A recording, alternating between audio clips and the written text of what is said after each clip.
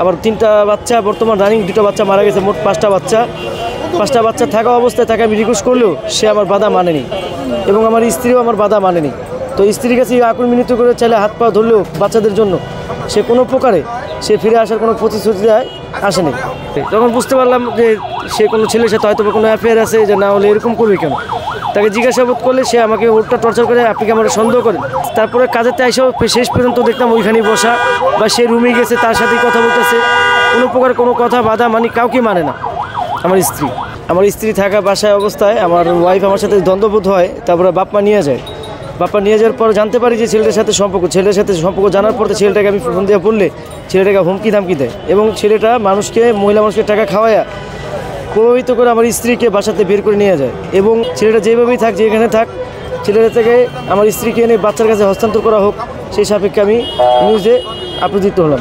আমার বড় ছেলের বয়স 9 বছর এবং নাম মোহাম্মদ শাফিন, আর মেজো মেয়ের নাম হলো মোহাম্মদ সানজিদা আক্তার মাহিনুর, ওর বয়স 8, আর ছোট ছেলের নাম মোহাম্মদ জামাত, ওর বয়স 3। ওদেরকে ফেলায় রেখে চলে গেছে। এখন আমি চাচ্ছি যে তার বাচ্চাদের কাছে ফিরে আসুক। বাচ্চার মা কি আরেক জায়গায় বিয়ে বসছে কিনা না বসে বলতে পারি না, এবং কি ডিভোর্সের কোনো পেপারও আমি পাইনি। বাড়িতে আছে কিনা? ওই ছেলের বাড়িতেই আছে। ওই ছেলের বাড়ি বর্তমান টঙ্গী হারিকেন, আর তার হোম ডিস্ট্রিক্ট হলো আপনার বরিশাল। কিন্তু বরিশাল কোথায় কি আসে বিষয়গুলো আমি কোনো কিছু জানি না, কিন্তু টঙ্গী যেটা আছে হারিকেন ওইখানে আমি সব কিছু জানি।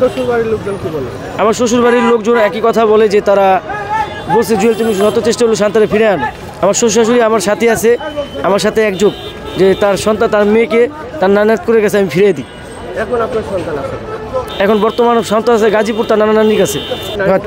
তিনজনই নানা নানির কাছে। আমার ওয়াইফের নাম মোসাম্মদ শান্তা আক্তার। হ্যাঁ, বাড়ি হলো আপনার পাবনা। ফ্যামিলিগতভাবে বিয়ে করছিলাম, কিন্তু সারা ফ্যামিলি মিটার হয় নাই, ফ্যামিলি পাঠানোর আগেই এই ঘটনা ঘটছে। কি কারণে চলে যেতে পারে? ও সন্দেহর কাজ করতো, প্রায় সময় সন্দেহর কাজ করতো। তাদেরকে বলতাম যে শান্তা তুমি ওখানে যাও না। আমি যখন খারাপ লক্ষণটা দেখতাম সে আমার কোনো বাধাই মানতো না।